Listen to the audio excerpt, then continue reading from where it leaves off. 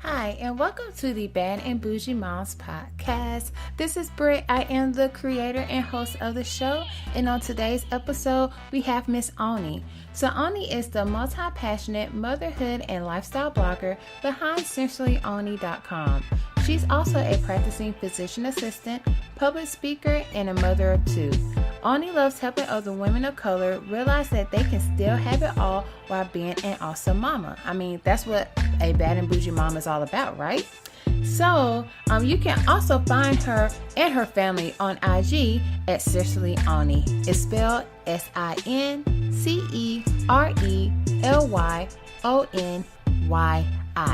So again, thank you guys for listening to the show. We are on episode 20. Whoop, whoop. So if you can, please do me a favor. Make sure you subscribe and also leave a comment on any of the platforms that you listen to the show on. And if you would like to be on the show, just shoot us a DM or you can just email us, which the link is at our IG, and it's Bad and Bougie Moms. I hope you guys enjoy. Hi, and welcome to the Bad and Bougie Moms podcast. On today's episode, I have Miss Onyi. Hi, Onyi. How are you?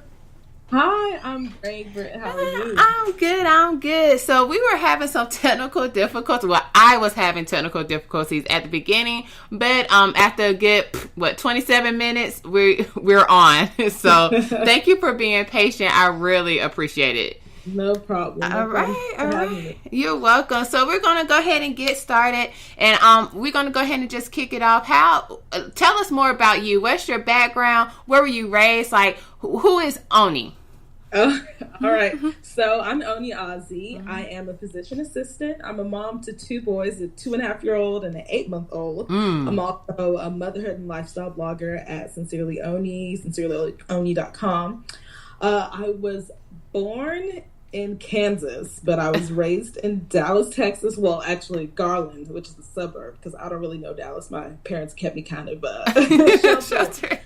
But yeah, I've been living all over pretty much for since graduating high school. Went to college at the University of Houston, got my master's in PA studies in Las Vegas, then moved to Tulsa, Oklahoma, then back to Houston, and now I'm in San Antonio, Texas. Wow. So how was living in Las Vegas? It was awesome because I didn't really get distracted by the Strip being right there because I was so focused on studying. But anytime people came to visit, which was, a great incentive to have people come and visit, it was easy, entertainment. So I had a good time. Right. And how long were you there? Until you finished? Yes. Okay. I was there. Well, I did rotations in Texas. So I was there about 28 months, give or take. Nice. All right. So you have two kids under, you say your oldest was 2? 2.5. And if you hear any background screaming, I apologize. Terrible food. So. Well, no, I totally understand. So how has it been having two babies pretty much? Like just having the two boys, because boys are very different from girls. I'm going to go ahead and let you know that now. But how is it? Like, how was the adjustment? Was it easier for you? Like, how was it? Man, I think that, honestly, I thank God for having boys because I'm the oldest of 5 and 4 of us were girls.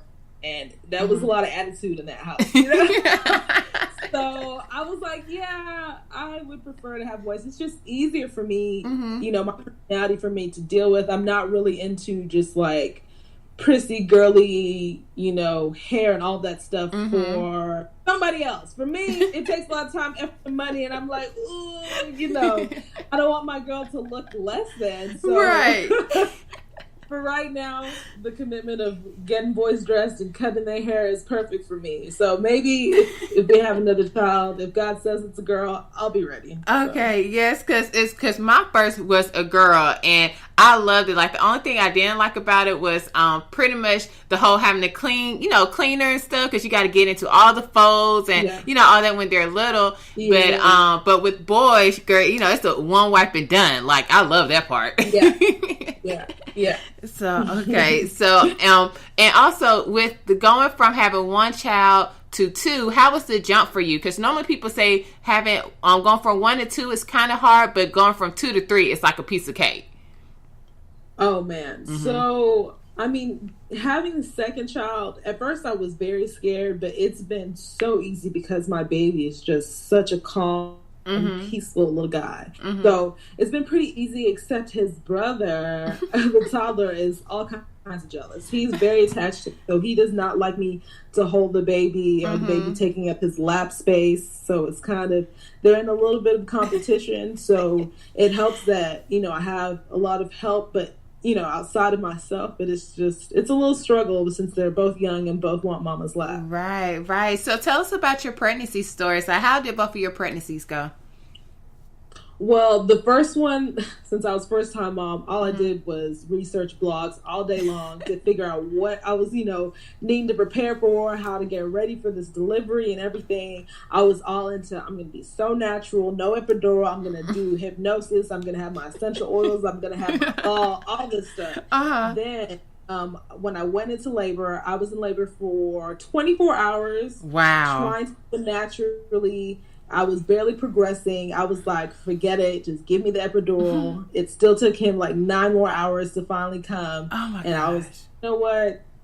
Everything went out the window. I was just like, whatever to make him come out safe and healthy. And that's what happened for us. So with my second born, I was like, epidural as soon as we can. I do recommend to hold out just so that you can progress a little bit faster because just the cascade of things with Pitocin that comes along with epi frequently can probably lead you to getting a C-section. So it's kind of a tight, rope that you want to walk. Progress as far as you can without the epidural. Get it at the last moment if you can, and then hopefully you'll be good to go vaginally if that's your goal. But if you have to have a C-section, it's okay. Girl, and look for me. I never had to have a C-section before, but for all 3 of my kids, I did have an epidural and Pitocin. Because for some odd reason, like you said, the whole progression thing, I was in labor for umpteen hours. I don't even remember. I kind of blocked it out. But I just remember, getting the epidural. Once I got the Pitocin, like I would dilate like automatically, to be honest. Like in the next hour, it was one and done. But it's just a lot of people, like you said, a lot of people do their research and like, oh, I want to have a natural this and this and that. And it's like, you never know what's going to happen in a moment. Once you get there. Exactly. So, how big were your sons when they were born? My oldest was like 6 pounds, 12 ounces. The youngest, 7 pounds, 9 ounces, I believe. So, Okay. Not too big. Not too big. Yeah. My son Mason, the 7-year-old, he was 9 pounds, and then my daughter, she was 6, and then the last one, Remington, he was 7. So I thought he was going to be as big as Mason, but luckily he was good. Yes.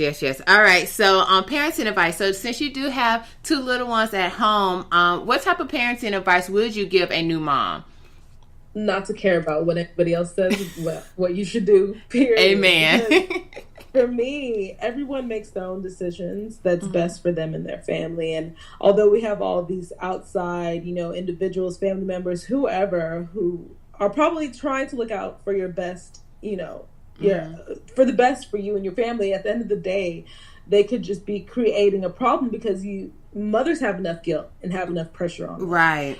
And you love your child to the death of you, unless, you have a mental disability and that's a whole different thing. But typically a normal mother wants the best for her child. As long as she is trying to do her best with what she has, like, that's it. Like, as for people's opinions, research, do all of that, but take it with a grain of salt. If you're not able to give your kids everything organic, if you're not able to keep from spanking them, to keep them in line, whatnot, do what you have to do, but just, do it in love. That's the most important thing. Right. And with you growing up, how was your childhood? Being a millennial mom, are you kind of different from how you was raised back in the day, or do you hold the same type of moral values? It's kind of crazy because, I'm a first generation American, so my parents, they came here trying to figure out how to raise their children, only knowing what was back home in Nigeria, but trying to raise children of today in the U.S. and not, trying to also figure out where the hell they are and what, the U.S. means at the end of the day. So definitely I may be raising my kids a a little different, but I'm also trying to instill a lot of what my parents instilled from me, from our culture, because it's very important to me, because I know that since I am Nigerian American, no matter how far we go in the future, my children will not know or they may not know as much of our culture unless I instill it into them. So it's an important thing to me to continue as much as I can from my parents, continue to learn from them, learn from other people, things that I may have not even learned from my parents, go back to Nigeria just to have those experiences and learn more for myself and for my kids. So my millennial journey may be a little bit different from the status quo, but I'm trying to do the best to be sensitive to my children, to listen to them, make sure that they feel heard, but also I want them to know that they are excellent. They come from excellence, and they have to push forward in that, and are expected to reach the same heights that my parents, put onto us. Right. That's awesome. That's awesome. Oh, that was an awesome answer. I'm here clapping in my head as you speak. Oh, well, thank you. So yeah, all right. So switching gears. So who inspires you?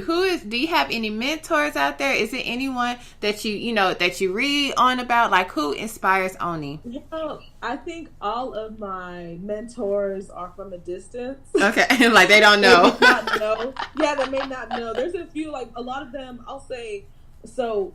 Whether it's career-wise, being a PA, there wasn't any example for me. I did not know a PA before I decided to become a PA. I didn't really have any tangible examples for me. And so in and of myself, I want different, because not everybody is self-motivated. Not everybody just, can become what they don't see. Right. So I love to be that example, just myself, but just like, let's say for the entrepreneurial world, the blogging world, I look up to, you may not know, like Courtney Blanchard. Yes, I've heard of her. Yes. Okay. Courtney Blanchard, Brandy Jeter. Okay. I just did an IG live yesterday with Hava at Only Girl for Boys. They've been like great mentors directly, actually, for me in the blogging world, and the learning just so much from them, and then just pretty much people that I see that I feel like I can relate with. You kind of just take what you can from them, of course not trying to copy or bite or anything, but just like watching how did they come about, what steps are they making, what decisions do you think they would make in this situation, keep pushing forward, listening to their gems that they drop. I just love people that love to drop gems on people just out of nowhere. You'd be like, oh my gosh, I have to listen to her every day, because she might just drop something on me that will just change my whole world. Yes. So I try to keep on the up and up with just like having this, whether it's my feed or my Facebook full of like alerts for whatever, because I know these people are dropping gems and I need to be there to catch them. Yes, catch them with open arms. Yes, exactly. All right, so how did you get your start in your career? Like, what made you want to become a PA? Oh man. So my mom is a nurse. Okay. And so I was seeing medicine in my life, but my parents being African, Nigerian, they pushed me to be a doctor so hard. They were like, you have to become a doctor. And that was like, the thing is about me, I care not what anybody has to tell me they want from me, because I want what I want. I'll do what I want. But I knew that I loved medicine. I was intrigued by science in school. And I knew that I just knew that it was a lifestyle I would be happy with. However, I knew I did not want to become a doctor. I did not want to spend that time in medical school. I didn't want to feel like so much of my life was dedicated or taken away, to that. Right. Now, doctors, they definitely are able to juggle so much, and I respect them to the fullest. I just knew that what I wanted in my life was directing me elsewhere. And so I was just researching. I was trying to figure out what to do. Even like I told mom, I'll just go into nursing. And she's like, I can't see you as a nurse. And I was like, okay, fine. Then I was like, okay, what am I going to do? So upon research, I found the word physician assistant, looked into what it was, and I was like, that's it. That's exactly what. That's the best of all worlds. That's exactly what I need to become. So once I figured out what that was, it was like everything else I was blinded to. Everything I need, because for me, when I decide I want to do something, whether it's like becoming PA, blogging, join my sorority, I'm all the way into it. Like, I'm dedicated. That's all I'm thinking about, you know? So, yeah. So I pretty much was like, I'm going to become a PA because that's everything I want. And it's the best career. I love my job. Like, I love being a physician assistant. Of course, it's probably negatives, but right now I'm having a time. So right, and that's good to hear because you hear the people go to school for so long, they get into their career and they hate it. So it's a blessing to be able to love what you do. Want to wake up in the morning and actually go to work and have no problems. Yes, I mean, I definitely think that it's a blessing. But let me say on the other side of it, because of course I blog and I have this separate business with entrepreneurship. But the thing is, I've always been hesitant about entrepreneurship. I've always been like, I don't want to be my boss. Right. I'm the type of person that I'm like, I want a certain paycheck. I want it to be steady, whatnot. But then there comes this piece. Like, it's like, is it worth the piece? But then the hustle, are you willing to do the hustle? Is your mindset going to be okay? It's this piece, it's just, I think both sides on whether you have a career working for somebody else or you're an entrepreneur, I think there's benefits for both, but then there's negatives for both. And I feel like you choose what outlook you have for wherever you are in life. Like, I think I enjoy my job because not every PA likes being a PA. I think I enjoy my job because of the outlook I put at it. I'm like, okay, I may hate that someone else makes my schedule sometimes, but at the end of the day, I'm happy because, of all these other things. Like, I look at the positive side as much as possible of everything I do. So, so there's good and bad at each side. So just, you can, I don't think it's that important to love your job as long as your job is just your job. You have to make sure that you have a life outside of it. Yes, and I completely understand. And when you went into the whole entrepreneurship thing, I always say certain people out there who are entrepreneurs and not, because like for instance, Rayshawn, my husband, he always have these great ideas about owning his own business and everything like that. But he's so corporate driven. Like, if he ever see that his paycheck is wrong, he's gonna flip out. And he's like, and he wants that security. And I'm like, that's okay, because some people just want to have that security. But then you have me, I'm just like, yo, I'll put in the work. I'm able to do, I'd rather have the flexibility, time, put in the work that I want to put in and not have those limits. And he's like, I don't see how you do it. Like, that's just stressful. Like, you don't even know if you're going to get paid next week. Like, I'm like, well, it is what it is. So that's why I tell people, if you want best of both worlds, because for a good little minute, because I was working in corporate since I was 18, I just did the entrepreneurship on the side and did the corporate world. So so I completely understand that. So going back to becoming a PA, so how long is the schooling in order to achieve that status? So after getting your bachelor's degree, it's a master's degree. Right now it's master's. They have going to doctorate, but that's not my business. Just grandfather me in if you go into that. But it's about, they range from like 24 months to 3 years.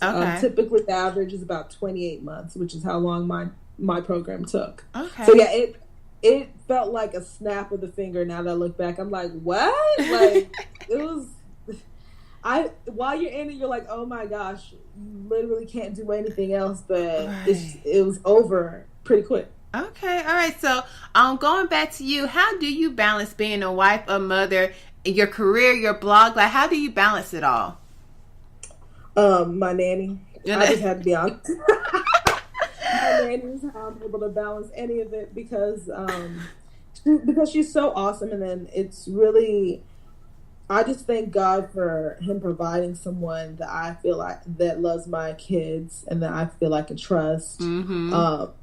My husband is so selfless and giving and supportive. Even though he hates like being on camera or taking pictures, he will be there for me if I need him to. He's supportive like every way. So the only way I'm able to balance just, any of that and hold the mommy guilt at bay, because of course going to work, I'll feel guilty that I'm not with my kids, but then I feel like I'm the best mom I can be because I'm away from them a little bit more and appreciate that time with them. And so I feel like just the whole balance of working, a side hustle and working outside the home, but also spending time with them is just because I have that support system. So that's literally how I balance. But then I'm very concentrated on how I look at things, how I've been able to manage and juggle so many things at one time. It's been years that I've been doing this. Right. And I realized that it's not something that everybody's able to do.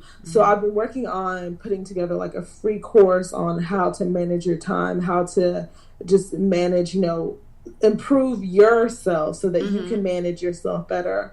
And in case anybody's interested in this free course, I just want them to go ahead and hit my profile on Instagram. If you click the link in my bio, you'll be able to put your email in, and I'll let you know when the course launches. Okay. So it's my time management course. I haven't even titled it yet, but I've been working on it for a while. And so I just want to help other, not just moms, but help other women, men in general, if they want to, just balance life. Because there's so much that we're responsible for, but there's so many dreams we have as millennials. So it's like, how are we going to achieve all this? We're not all Beyonce, but we can all make it happen in 24 hours. We can. Right. Everybody has the same amount of time. That's what we had, the same amount of time as Beyonce. It just matters on how you handle it. Exactly. Exactly. All right. So tell us more about your blog. Like, how did you get your start? And do you take your own pictures? Yes. I take my own pictures, or my husband. Okay. There's only one time someone's taking a picture for us, and I mean, it turned out okay, but it's been mostly me and my husband. Okay. I started blogging years ago when I got to PA school. I was like, I want to tell my story about becoming a Black PA student, but then PA school was just too much. I couldn't do it. I was like, I'm too busy. And then I started another blog again, 2013, when I was engaged, to go about my wedding planning and all that. But then I was sick and tired of my wedding before it even got here. I was like, I can't do this blog no more. I'm done.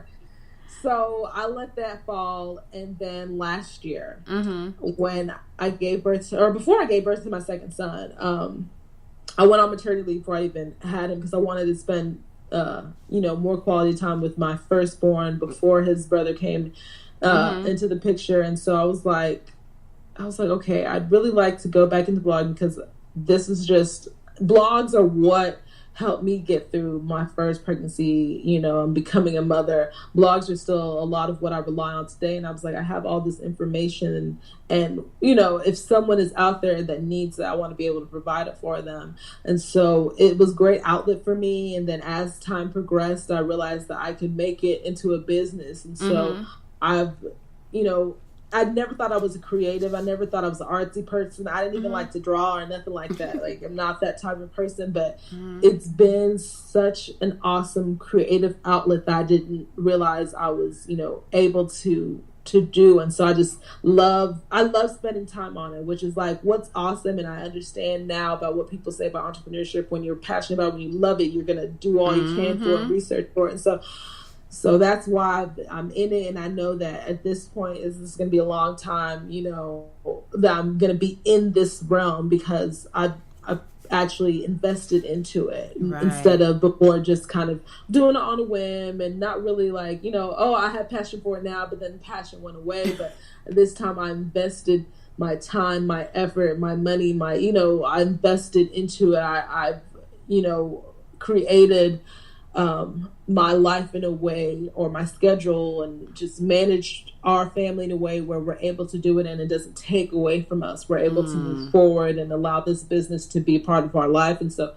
yeah, I can definitely see it a long time coming. It just, it took a while to figure out where my niche was. Right. That's awesome. So what are some of your favorite beauty products? Beauty products, girl. Does weave count as beauty products? Weave, honey. Weave counts as whatever beautifies you in the morning. It counts. Girl. Because the thing is, I guess my favorite beauty product is gonna be vitamin C serum, because that's something that I put on every day, because I don't wear makeup unless the camera is coming out. Okay? Unless I have an event, unless something's happening, I don't put makeup on to work. And around the house, I don't. But I always have my moisturizers. I always put on sunscreen now. That's another thing. I had to grow. As I became an adult, I was like, people need sunscreen too. Okay. Right? So I put that on now. My skin has been flourishing because of it. So I'm just, Yes. Skincare is my beauty product phase. So. Oh my God. So what about, all right, so when it comes to face wash, what do you use? This is like my number one question I ask people. Really? Okay, so right now I'm using the CeraVe. I'm all about anything moisturizing. Okay. That's sensitive because my husband and I use the same. We use the same skincare stuff. So he has sensitive skin, so I use the CeraVe. Okay, yeah, that's really good. My I used that on the kids. So right now I'm using, I want to say it's Dermatologia or something like that. I got it from the place I go get my my facials and stuff done, and I love it, but I'm thinking about changing it up to something more vegan based. So I see. Yeah, I just don't want my skin to go through it. Yeah. I feel you. All right, so switching gears a little bit. So how long have you been married? Ooh, we've been married. It'll be 4 years this October. We can't believe it. It's like, where does time go? No, it's like, where does time go when you're having fun? Yeah, exactly. All right, so what type of relationship advice would you give actually a newlywed, because 4 years is still fairly new, like as far as the you know what, no, we're gonna start with the wedding, because you did mention that at the end you was like, I'm totally over it. So would you do it all again, or would you be like, yo, I want something intimate, we could go to the beach somewhere, 5 people, call it a day? If y'all go back to my my Instagram profile and scroll down to our wedding, Jesus. Yeah, we spent a grip on that wedding, and it was the perfect day. I was the happiest bride. Like, everybody that was meant to be there was there. It was awesome. Like, so many family members from overseas came. It was like the best day. But I keep pushing my friends and family, especially my sister. I'm hoping she gets engaged soon, in case listening. If you're listening, Tyler, this is for you. But I'm trying to push them to do destination weddings, because I'm like, you can still be happy with the destination wedding. Just ignore all of that, headache, and just get straight to the point. Like, I promise you will have those great memories. Everybody will remember the awesomeness, because I'm like, I had the most awesome day because it was for me. But like, the thing is, what I remember about other people's weddings is if the food was good. That's like the most. That's the most I remember about most weddings, and maybe the decor. So it's like, give people an experience, I think will be, if that matters to you. At the end of the day, it's about you and him. Don't worry about the wedding day, honestly, because it's about you and your husband, or future husband. Right. So being married for 4 years, what do you guys do to keep the fire in your relationship, or make sure you do have that quality time, since you do have younger kids? Wow. So we definitely continue to learn that we have to, because you keep hearing about scheduled date night, and you seriously have to, like, you seriously have to schedule that time away from your kids, because your kids will find you and they will latch on if you're still at home, or at least that's our case.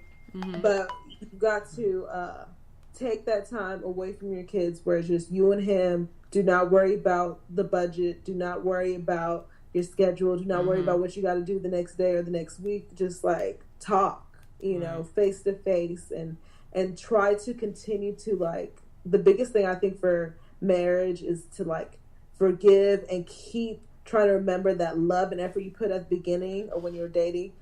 Keep putting it again and again, because it keeps, as you get comfortable, you start pulling back and, relaxing, and things just kind of get to the state where you may either play brother and sister, or you play stranger, or whatever. Right. Like, but when that happens, it doesn't mean that it's time to quit. It means that it's time to re-up, rejuvenate. Whether it's you pushing all the effort, you talking about, hey, let's either go to counseling, let's take this vacation just for us, let's do something to reboot us, because I think marriage needs constant, check-ins, constant reboot, because it's human. It's human. The person's gonna change, people are gonna grow, but just making sure that you remember that this love takes effort, this love takes commitment, investment, that I think will help people, or at least help us be here for the long haul. Right. And I totally agree. One thing that we always say, and I tell people this, we came in and where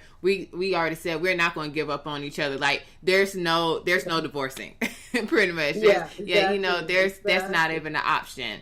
So, so I definitely, especially, I I've noticed a lot of people when it comes to having younger kids or having, more than 3 kids. It's just that when you have a daily routine, you start living like daily. You know what I'm saying? Like everything is just routine. Okay, we go sit down on the couch, we watch our shows, we eat popcorn, we go to bed, we wake up, do it again. So you have to, switch it up. And especially like with the vacations, we went to Destin a couple of weeks ago, and we was just saying, like, we just enjoyed the fact that we didn't have to worry about 5 other little people what they're going to eat for dinner. All we had to do was just worry about us and just go to sleep, So I tell people, you have to make sure you spend that quality time and just reconnect, because if not, then it can go left really fast. Yep. So true. Yes. All right. So next question. I actually think this is the last one, maybe. Oh, yeah. So I'm not sure if you have time to watch television shows, but if you do, what are your favorite TV shows that's on right now? Oh, girl. So at the time we do have TV, because I grew up, the TV raised me. I was all on the TV. But now the time that I do have, we always try to watch TV together, and I just love my ratchet TV. Like I have to watch ratchet TV shows. I love my love and hip hop.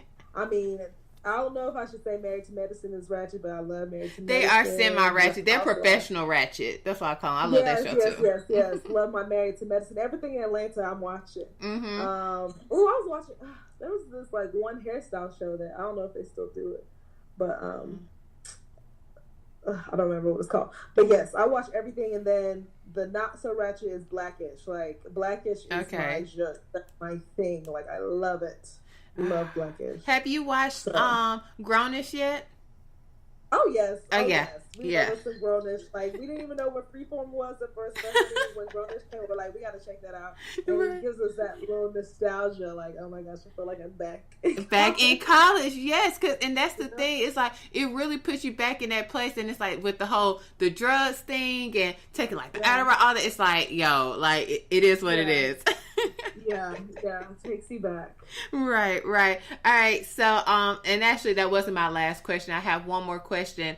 What advice would you give? No, we actually did that question already. I was gonna say, what advice would you give new mothers / wives? But no, what advice would you give new parents as far as schooling for your kids? I'm not sure if you guys started getting to that point, but what advice, like, would you rather your child go to like, not saying an all black school, but more so with his kind, or would you more so have him with the white people? Girl, it's crazy that you asked me this, because this is what I was getting conflicted in. Because schooling is top number one priority for me and my husband, just the way we were raised and how we feel about things. And my son is starting a Montessori program now. This is how we feel. We feel like Montessori is best right now. But it's something that I'm realizing more. Okay, so a little background. My husband grew up Catholic school from just elementary on. Me, I went to public school all the way through, but I was in the advanced, programs and whatnot, like the National Baccalaureate and AP and all that. So, but knowing this day and age, I have had hesitation. Well, I've had it since, but when I went to go see the Montessori school, I realized there was no other child of color, not anything, not Asian, not Indian, not nothing. And just being the overthinking type of person I am, I was a little nervous. I was scared. Should I be okay with placing my son into a school where I knowingly will be the only black child there? Right. And so, although I was hesitant and I asked a lot of people for their opinions, they were like, one, he's not going to realize that at this age. Like, he's not going to realize that. Hopefully those kids will not, be pointing that out or realizing it either. Right. But at the end of the day, I don't know if I would necessarily put him in a black school, because he is growing up in a world where he's not the only one of his color. Right. Although that sometimes when I look at HBCUs, even though I was at U of H, TSU was across the street, and I was like, man, I love that. I wish I was there all the time. And I wish I had that experience where I didn't have to feel out of place anywhere. I need my children to grow up ready for whatever comes their way. Right. And knowing we were able to be okay in our own, because we grew up where we were primarily the only ones of our color, if not just a few others there. To me, we'll be okay. At this point, I feel like we'll be okay. I mean, things may change. Right now, where our plan is to put them in private school when they're in high school, but up until that point, we're placing ourselves in good public schools. Okay. But just, I guess that's my take for, trying to figure out where to put my little black boy. Is it okay? It'll be okay for right now. I think it is, because I want him to be prepared and ready for whatever. Right. So. It's hard, because it's even hard for us now. I want to say that it gets easier over time, but it's even hard for us because with me growing up, I went to a Christian private school, and then I went to public school once I started kindergarten. But my mom, she did make sure she kept me, even though we stayed like on the black side of town, quote unquote, she made sure that she put me in school where pretty much the white kids were. So it wasn't like I was the only black kid there, but majority of the kids there were Caucasian. So, I honestly, I would rather have my kids, and see, honestly, I think it matters on the kids too. So, because for instance, my oldest daughter, my daughter, she's very studious. She's very, straight to the point. She's in all honors classes right now, even in the 4th grade. But she goes to a majority African American school, but she was able to excel because she doesn't worry about like the newest song that's on the radio, that whole social media culture. But my son, the youngest one, he's total opposite. Like, he wants to be the cool kid. Like, if he's not the cool kid, he's going to have an issue. And I will probably rather have him around more, multicultural people, just to show him like, hey, school is just not about who got on the nicest shoes or, what's on TV. It's about studying. So we're in the same boat, girl. It's just, I guess it's trial and error and just hope for the best at this point. Yes, exactly. You just gotta, like I said, you just gotta do the best you can with what you have. Like, don't let anybody guilt trip you, because it's like you can put them in. I want to put them in private school, and they're gonna be on the straight and narrow, and then they can turn into a drug addict or something. Right. So it just depends on that child and the personality. Right. All you do is pray, prepare as best as you can. So. Man, we totally agree on that. All right, so next up, we play a game that is called the Hot Seat, and it is 5 random questions that, of course, you do not know about. They're kind of spicy this time. Lord! Yeah, they're kind of spicy. Not really. Friendly, okay? Yeah, family friendly. We have to drop that disclaimer. Family friendly. Okay, so are you willing to play?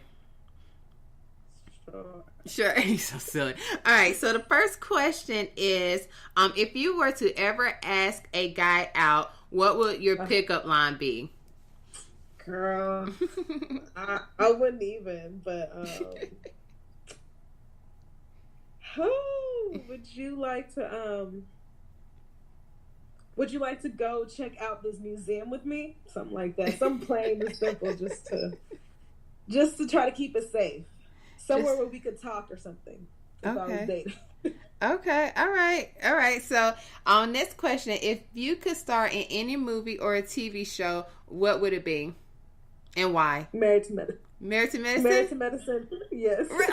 He's so ratchet at heart. That's so funny. No, because, I would be, like, on the physician side. I wouldn't be fighting nobody, but, I was stressed a little bit, but the thing is, my husband always said he wouldn't let us be on reality TV, so that's not going to happen. That's not going to happen. That's so funny, because Dr. Jackie, she was actually my OB for my last one. Oh, I swear, I'm like, does she deliver everybody's baby? Because every show, whether it's hip-hop, basketball, everybody, Dr. Jackie's delivering their baby. I'm like, what?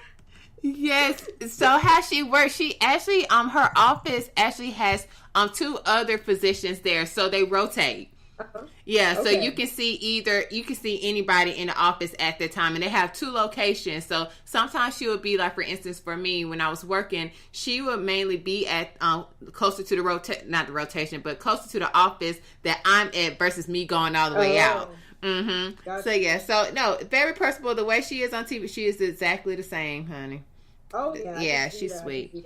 Yeah, she's sweet. All right, so Married to Medicine. All right, question number 4. Well, question number 3. If you had to choose to eat one meal for the rest of your life, what would it be? one meal, Mm-hmm.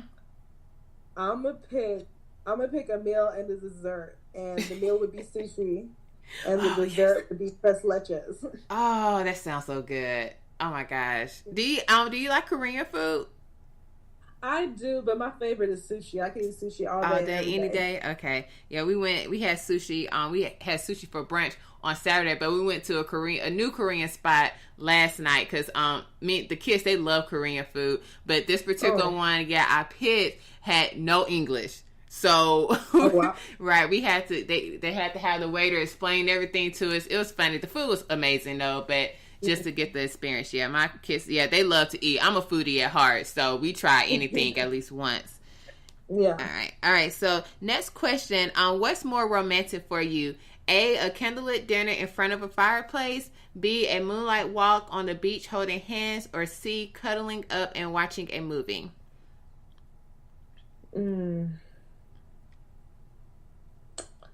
I think cuddling up and watching a movie. That's your thing, Netflix and chill. Yeah, exactly. Netflix and chill. The beach is cool. The beach is, I'll split between that and the beach. So okay, all right. So last question: if you can shoot your shot to anyone in the world outside of your husband, who would it be? Oh, I never would. But if I could just get a hug from a side hug, you guys. If I could get a side hug from Michael B. Jordan, I'd be happy. Girl, yes, he's so amazing. He can do no wrong in my eyes. I swear. I listened to him on the Breakfast Club the other day, and I'm just like, golden child, like, where are you from? Like, just come to Atlanta, just for one good time. That's all I'm asking. So I completely agree. Well, Onyi, thank you so much for being on the Bad and Bougie Moms podcast. You are definitely a Bad and Bougie mom. Yes. So if people wanted to actually contact you, read your blog, follow your social media, how can you be reached? So definitely hit me up on Instagram at sincerely Onyi, ONYI. Mm-hmm. Make sure to click on the link in my bio, put your email in so that I can send you a free course about how you can just develop self and improve your time management for life all around. But then definitely just to see my cute kids. I mean, people keep telling me they're cute. I feel they're cute, but people keep telling me they are super cute. Super cute. Yeah, I was looking at one of your pictures when I want to say your toddler got some type of like toy box or some type of box that had a lot of stuff in it. And he's the most adorable thing, and he's just looking at it, and I'm like, oh my gosh, I can't wait. Thank you. But yeah, and I'm definitely always wanting to help those who are trying to get into the PA field. I do weekly IG lives where I'm talking about getting into PA school, helping people with the application, or talking about motherhood. So I do weekly lives. I'm going to be doing one next week on Wednesday. So just check me out through Instagram. Nice. Okay, I'll make sure I have to check you out and see. Well, again, thank you so much for being on the podcast. I appreciate it. Thank you for having me. You're welcome. All right, guys. Thank you for listening to the Bad and Bougie Moms podcast show. However you listen to our show for today, please make sure that you like, you comment, and you also subscribe so we can get some kudos points, Also, if you'd like to follow us on social media, on Instagram, we are at BADANDBOUGIE Moms. On Twitter, I want to say we are at BBM Podcast, and on Facebook, we are at Bad and Bougie Moms as well. Also, if you would like to purchase a Bad and Bougie Moms t-shirt, you can always go to BritMarsh.com. That's BritMarsh.com. Again, thank you guys.